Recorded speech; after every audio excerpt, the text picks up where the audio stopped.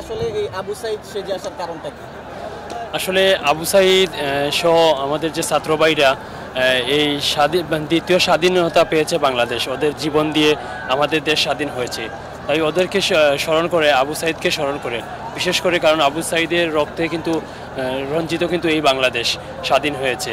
তাই আবু সাইদ ভাইকে আমি স্মরণ করে আজকে বুকে ধারণ করে আমি মাঠে এসেছি। আর প্রতি ম্যাচে আমি টাইগারে মাশরাফি বিন মর্তুজার নামটা লিখে আসতাম আজকে প্রায় ৩-৪ বছর থেকে। কিন্তু আজকে মনে হয়েছে যে আমাদের রক্তের বিনিময়ে আবু সাইদ এই দেশের জন্য জীবন দিয়েছে, তাই ওনাকে স্মরণ করেই কিন্তু আমি এসেছি ওনার নাম লিখে।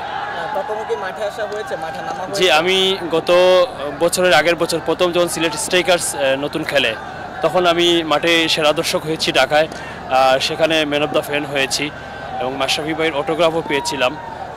তো সেখানে আমার প্রথম ম্যান অফ দ্য ফ্যান হওয়ার, আজকে সিলেটে দ্বিতীয়বারের মতো।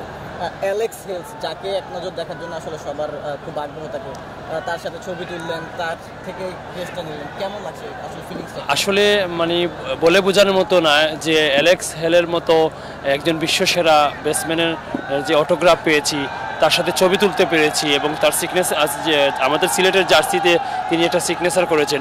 আসলে এটা মানে কি বলবো যে আমার ভাগ্য, আমি বিশ্বাস করতে পারছি না যে আমি আজকে অ্যালেক্স হেলের এগুলো পাবো আর আজকে ম্যান অফ দ্য ফ্যান হব, সেটা আমার বিশ্বাস না। তো ধন্যবাদ জানাই বিসিবিকে এত সুন্দর একটা আয়োজন করার জন্য।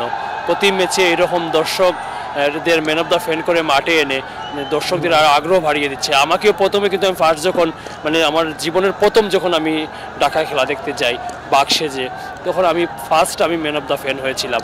আর ওই আগ্রহ থেকে আমি প্রতি বছর প্রতি ম্যাচে আমি খেলা দেখতে যাই এবং আজও কিন্তু সেই আগ্রহে এসেছি এবং দ্বিতীয়বারের মতো সফল হলাম।